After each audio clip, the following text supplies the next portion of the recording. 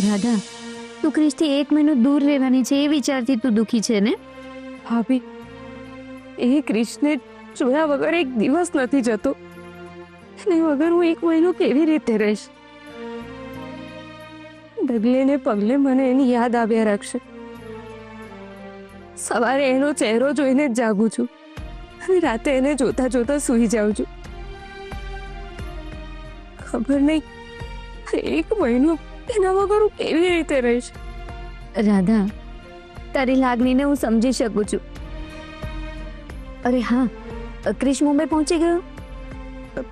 ના, એમને જતા વખતે કહ્યું હતું કે એ ફ્લાઇટમાં બેસીને કોલ કરશે. સારું, એનો ફોન આવે ને એટલે એને એટલું કહેજે બોન વોયેજ. એટલે હેપી જર્ની. ઠીક છે. રાધા, તું એકલી નથી, અમે બધા જ તારી સાથે છીએ.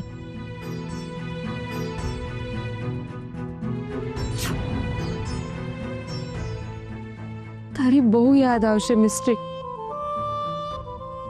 તારા વગર એકલી કેવી રીતે રહીશ? કિયારાએ તો પોતાનું કામ કરી નાખ્યું. હવે મારે મારું કામ ફટાફટ આગળ વધારવું પડશે. પ્રેમાળ અને લાગણીશીલ મીતાને ક્રૂર ડેવિલ બનાવનાર આરપી, જ્યાં સુધી હું તને બરબાદ નહીં કરી નાખું ને ત્યાં સુધી મારો બદલો પૂરો નહીં થાય. હમણાં સુધી મેં તને બહુ સમય આપ્યો આરપી. હું દુઃખી હતી અને તું તારા પરિવાર સાથે સુખેથી જીવતો હતો. પણ હવે તારા સુખના દિવસો પૂરા. હવે તારી ઉલટી ગણતરી શરૂ. લોકોની સામે ધર્માત્મા બનતો ફરે છે, પણ એની પાછળ ધૂર્ત રાક્ષસ છુપાયેલો છે એ કોઈ નથી જાણતું. દર વખતે લોકોની સામે મસીહા બનતો ફરે છે. હજી સુધી એને નથી ખબર કે એને જે મારી સાથે કર્યું છે એ હું નથી ભૂલી. હું એને મારો મોટો ભાઈ સમજતી હતી, પણ એ ભાઈ નથી. ભાઈના નામ પર કલંક છે, કલંક. કોઈ સાવકો ભાઈ પણ પોતાની બહેન સાથે ના કરે એવું મારા સગા ભાઈએ કર્યું છે. અને આરપી, તારા રહસ્યો ફક્ત ને ફક્ત મીતા જાણે છે અને એ બહાર લાવવાનો સમય આવી ગયો છે. પણ દુઃખ તો મને એ વાતનું છે કે ભગવાને પણ એનો જ સાથ આપ્યો. હમણાં સુધી મેં બધું જ સહન કરી લીધું, પણ હવે નહીં. હવે મારી સાથે થયેલા અન્યાયનો ન્યાય મેળવીને જ રહીશ. હું કોઈ કામ ભૂલી રહી છું. શું કામ હતું? ઘરેથી નીકળી ત્યારે તો મને યાદ હતું. અત્યારે કેમ યાદ નથી આવી રહ્યું?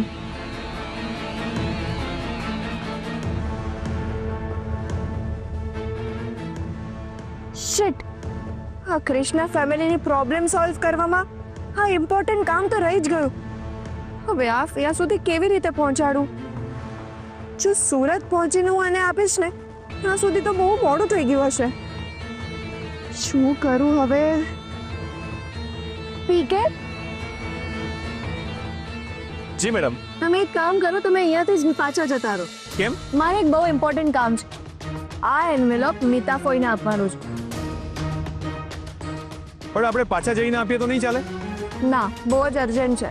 પણ હું જેટલું કહું એટલું જ કરો. પણ આ ગાડી કોણ ચલાવશે? મિસ્ટર કૃષ્ણ ડ્રાઈવ કરતા આવડે છે, so you don't worry.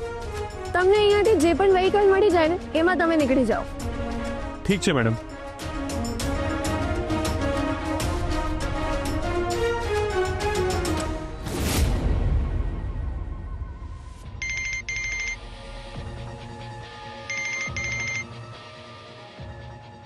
Hello, हाँ कौन? તું મને નથી ઓળખતી? ના, નથી ઓળખતી. આઈ થિંક રોંગ નંબર છે.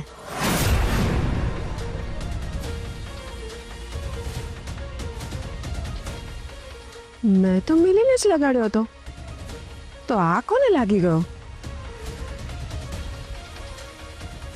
હા, મેં તો મિલીને જ લગાડ્યો છે. ઓ ઘણા સમયથી વાત નથી થઈ એટલે મારી દીકરી નારાજ થઈ ગઈ લાગે છે.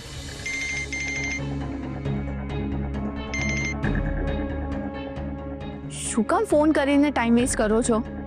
સોરી માય ડાર્લિંગ, મારાથી ભૂલ થઈ ગઈ. બસ ફરીથી આવું નહીં થાય. આવું તમે 100 વાર કહ્યું છે અને પાછા ભૂલી જાઓ છો. સાચું કહું તો હવે મને એકલા રહેવાની આદત પડી ગઈ છે, કારણ કે મારું આ દુનિયામાં કોઈ છે જ નહીં. આવું શું કામ બોલે છે બેટા? તારી મમ્મી છે ને? મમ્મી? કોણ મમ્મી? હું કોઈને નથી ઓળખતી. જો તું કહેતી હોય ને તો તારા પગે પડીને તારી માફી માંગુ, પણ પ્લીઝ તું મારી સાથે વાત કર ને. તારો અવાજ સાંભળવા માટે મારા કાન તરસી ગયા છે. તને જોવા માટે મારી આંખો રાહ જોઈને બેઠી છે. ખોટું, બધું ખોટું. તમને મારી યાદ જ નથી આવતી. મને તો કિયારાથી ઈર્ષા થાય છે. કાશ હું કિયારા હોત તો તમે વધુ ને વધુ સમય મારી સાથે રહ્યા હોત. સાચું કહું તો ખરાબ વ્યક્તિઓના પડછાયાથી હું તને દૂર રાખવા માંગુ છું, એટલે હું તને આ બધાથી દૂર રાખું છું. તમને મારી યાદ નથી આવતી મમ્મી? બહુ યાદ આવે છે, પણ શું કરું, મજબૂર છું. ક્યાર સુધી તમારી આ મજબૂરી સાથે જીવવું પડશે મમ્મી? મારી બધી ફ્રેન્ડ્સને એમની મમ્મી સાથે જોઉં છું ને તો મને એવું લાગે છે કે મારા નસીબમાં માનો પ્રેમ જ નથી લખ્યો. એવું શું કામ બોલે છે બેટા? હું આટલા વર્ષોનો પ્રેમ તારા પર લૂંટાવા માંગુ છું. પણ ક્યારે અને કેવી રીતે? નાનપણથી લઈને અત્યાર સુધી હું કોઈને કહી નથી શકી કે મારી પણ મમ્મી છે. સાચું કહું, મારે પણ તમારી સાથે રહેવું છે. દુનિયાને ખુલીને કેવું છે કે આ મારી મમ્મી છે. એ દિવસે ક્યારે આવશે મમ્મી? ક્યારે આવશે? બહુ જ જલ્દી આવશે, બહુ જ જલ્દી. પણ એના માટે તારે મને સાથ આપવો પડશે. મારી મમ્મી મને મળતી હોય તો હું ગમે તે કરવા રેડી છું. બોલો, શું કરવાનું છે? ફોન પર નહીં, હું તને લોકેશન મોકલું છું, આપણે ત્યાં મળીએ. પછી તને મળીને ડિટેલમાં કહીશ. ઠીક છે મમ્મી, હું તમારી રાહ જોઈશ. ઠીક છે, ચલ હવે આંસુ લૂછી નાખ. તમે પણ તમારી આંખો લૂછી નાખો.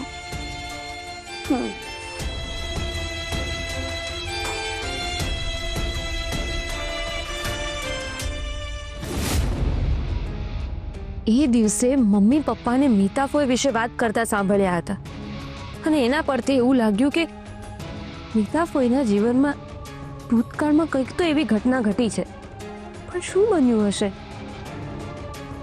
મીતાફોઈએ અપરિણિત રહેવાનો નિર્ણય કેમ લીધો હશે? અને જો મિની મીતાફોઈની દીકરી છે તો આ વાત એમને મમ્મી પપ્પાથી અને આખી દુનિયાથી કેમ છુપાવીને રાખી છે? મિની જો મીતાફોઈની દીકરી છે તો મિનીના પપ્પા કોણ છે? હમણાં સુધી તો મને એટલી જ ખબર પડી છે કે મિની મીતાફોઈની દીકરી છે, અને એના પપ્પા વિશે મને કોઈ જ જાણકારી નથી. અત્યાર સુધી મારી સાથે મીતાફોઈની ઘણી બધી વાતો થઈ છે, પણ ક્યારેય આ વાતનો અછડતો ઉલ્લેખ નથી કર્યો. આવું કેમ? મિની જો મીતાફોઈની દીકરી છે એનો મતલબ મીતાફોઈના લગ્ન થયા હશે. તો પછી આ વાત વિશે મમ્મી પપ્પાને કેમ જાણ નથી? મીતાફોઈ કેમ મારા પપ્પાને હેરાન કરે છે? કેમ એમને દુઃખ પહોંચાડવા માટે મને મારી નાખવાનો પ્રયત્ન કરે છે? અમેરિકામાં મારા પર હુમલો કર્યો, મારી એમ્બ્યુલન્સને બોમ્બથી ઉડાવી દેવાનો પ્રયત્ન કર્યો. એ આવું બધું કેમ કરે છે? શું મીતાફોઈ ડેવિલ છે તો પછી એ લાગણીશીલ સ્ત્રી બીજું કોણ છે?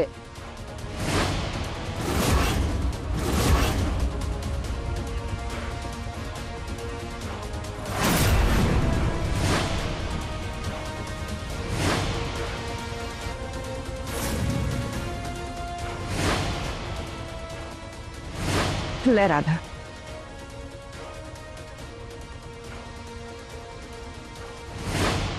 આ બંનેમાં મીતાફોઈનું અસલી રૂપ કયું છે? ઘણા બધા સવાલો મારા મગજમાં ચાલી રહ્યા છે, અને મારે એક પછી એક આ બધા સવાલોના જવાબ શોધવા પડશે. મીતાફોઈ અને ડેવિલને ઓળખવામાં આજે કોયડું ગૂંચવાયેલું છે તેને મારે વહેલામાં વહેલી તકે ઉકેલવું પડશે. પણ કેવી રીતે?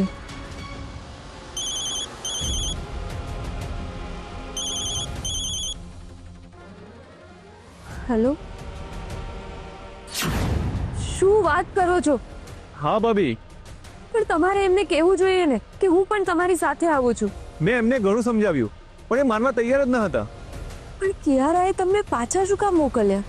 કિયારાએ મને એક કવર આપ્યું છે અને એ કવર મીઠા ફોઈને અર્જન્ટલી આપવા માટે કહ્યું છે. મેં કિયારાને એવું પણ કહ્યું કે આ કવર પાછા જઈને આપીએ તો નહીં ચાલે, પણ એને ના પાડી દીધી. એ લોકો નીકળી ગયા? હા, હવે હું શું કરું ભાભી? હું વાહન પકડીને મુંબઈ જાઉં કે સુરત આવતો રહું? તમે હવે મુંબઈ જઈને શું કરશો? એક કામ કરો, તમે સુરત પાછા આવી જાઓ અને કવર આપવા જાઓ ત્યારે શું છે એ જાણવાનો પ્રયત્ન કરજો. ઠીક છે ભાભી. ઓકે.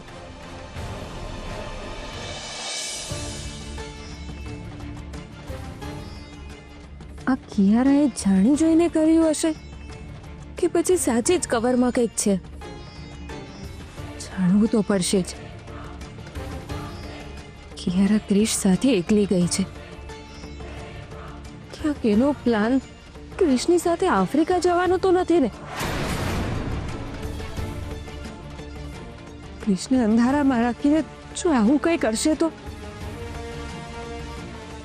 હે ભગવાન, હા, એક ટેન્શનમાંથી માંડ માંડ નીકળું છું તે બીજું ટેન્શન સામે આવીને ઊભું રહી જાય છે.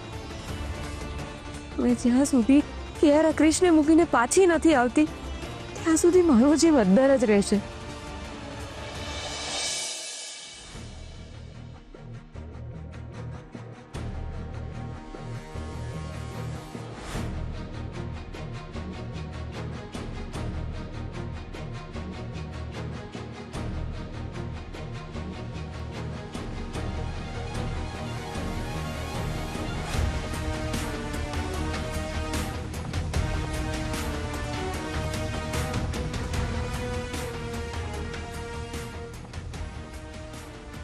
કોઈના માટે ગમે એટલું કામ કરતા મરી જાઓ પણ કોઈ કદર જ નથી કરતું.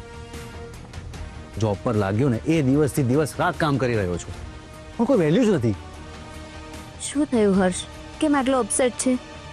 આજે બોસ પાસે એડવાન્સ માંગવા ગયો તો એમણે કહ્યું અમારી કંપનીમાં આવી કોઈ પોલિસી નથી અને એમ કહ્યું કે આ બધું તમારે બાળક પેદા કરતા પહેલા વિચાર કરવો જોઈતો હતો ને, અને આવું કહીને જતા રહ્યા. એ તને આટલું બધું બોલી ગયા અને તું કઈ ના બોલ્યો? મજબૂરી નીલા. બોલવાની તો ઘણી ઈચ્છા હતી પણ ભગવાને મને એવી પરિસ્થિતિમાં મૂકી દીધો છે ને કે નોકરી જવાની બીકથી હું બધું ચૂપચાપ સાંભળતો રહ્યો. તું ચિંતા નહીં કર, ભગવાન બધાની ચિંતા કરે છે. એના જ ભરોસે તો બેઠા છીએ. હવે શું કરીશું? એ જ વાતનું તો ટેન્શન છે નીલા. જો આવતીકાલે ફી નહીં ભરાશે તો એ લોકો શ્રેયાને કાઢી મૂકશે. ભગવાન ચોક્કસ કોઈ રસ્તો દેખાડશે. મારી દીકરી મારા વિશે શું વિચારતી હશે? જો એ લોકોએ આવતીકાલે એનું એડમિશન કેન્સલ કરી નાખ્યું તો હું મારી દીકરીને શું મોડું બતાવીશ? નીલા, આટલા ખરાબ દિવસો આવશે ને એવું તો મેં સપનામાં પણ નહીં વિચાર્યું હતું.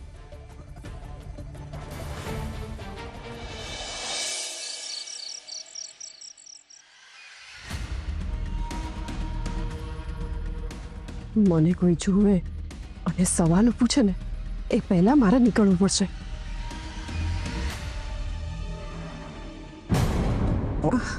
આમ રિયલી સોરી ફાઈ, મારું ધ્યાન નહોતું. It's okay. એક મિનિટ ફાઈ, તમે કે બહાર જાઓ છો?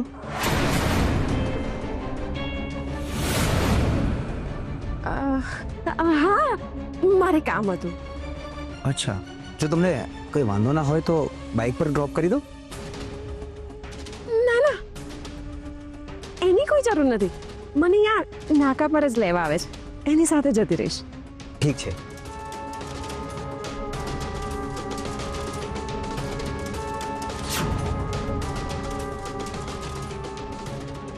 દર વખતે બિલાડીની જેમ મારો રસ્તો જ કાપતો હોય છે.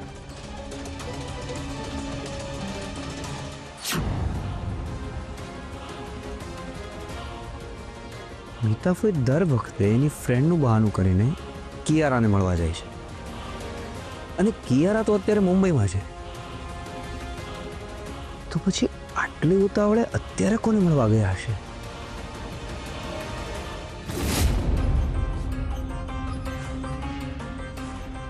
દર વખતે સમય આપે છે અને મોડા આવે છે, અને જગ્યા પણ આવી સુમસાન, આસપાસ કોઈ જ નથી. મને તો ડર લાગે છે.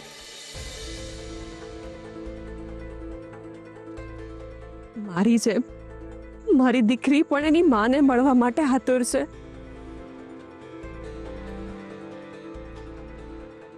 ખબર નથી પડતી ક્યાં રહી ગયા.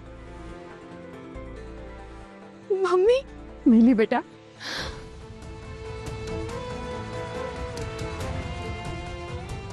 હવે હું તમને ક્યાંય નહીં જવા દઉં.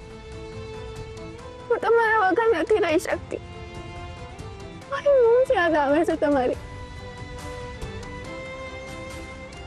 એવી એક પળ નહીં હોય જ્યારે હું તને યાદ ના કરતી હોઉં. સૂતા, જાગતા, ખાતા, પીતા હંમેશા તને યાદ કરતી હોઉં છું. મારી મિલીએ ખાધું હશે કે નહીં, મારી મિલી બરાબર સૂતી હશે કે નહીં, એને કોઈ તકલીફ તો નહીં હોય ને?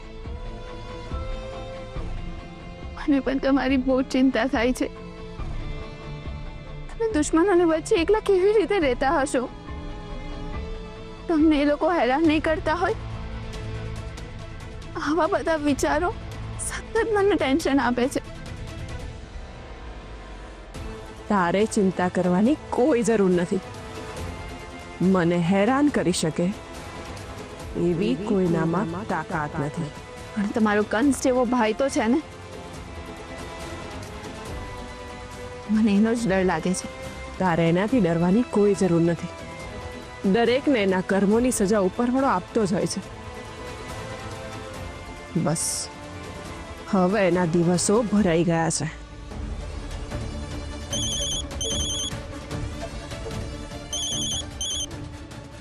હલો, કોણ? હલો મીઠાફોઈ, હું પીકે બોલું છું, કિયારા મેડમનો આસિસ્ટન્ટ. અરે તું, તમે લોકો મુંબઈ પહોંચી ગયા? હું સુરત આવી ગયો છું. શું વાત કરે છે? તમે લોકો ક્રિશના એરપોર્ટ ડ્રોપ કરીને પાછા પણ આવી ગયા? કિયારા ક્યાં છે? એને ફોન આપ. હું એકલો સુરત આવ્યો છું. કિયારા મેડમ ક્રિસ સર સાથે મુંબઈ ગયા છે. ઠીક છે. મેડમે એક કવર આપ્યું છે અને કહ્યું છે તમારા સુધી અર્જન્ટલી પહોંચાડું. ઠીક છે, એક કામ કર, હું તને લોકેશન મોકલું છું, એ લોકેશન પર આવી જા. ઓકે ફોઈ. તરત જ આવી જજે, મોડું ના કરતો. ઓકે ફોઈ. કોનો ફોન હતો? કિયારાના આસિસ્ટન્ટનો. કિયારાએ કોઈ કવર મોકલાવ્યું છે.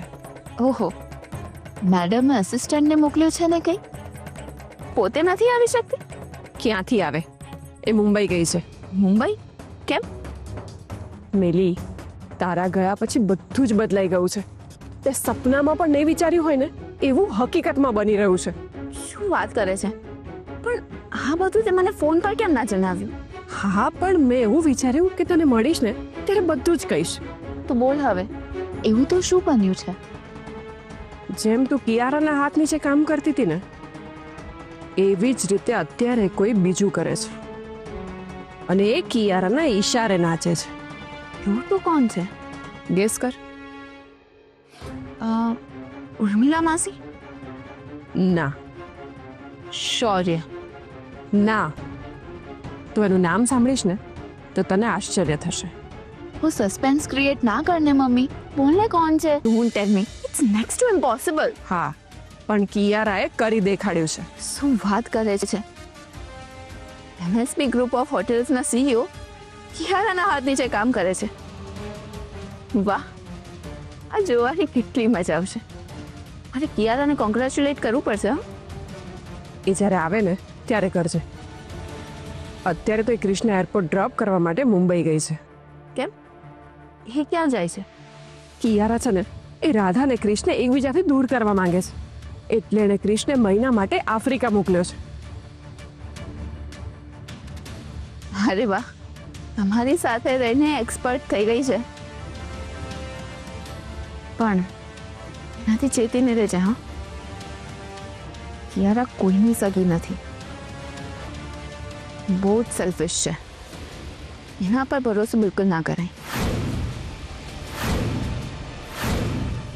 હવે મારે વધારે ચૂપ નહીં રહેવાય. એટલીસ્ટ શૌર્યભાઈને તો કહેવું જ પડશે. હા ભાભી, હમણાં હું તમારી પાસે જ આવતી હતી. કેમ, શું થયું?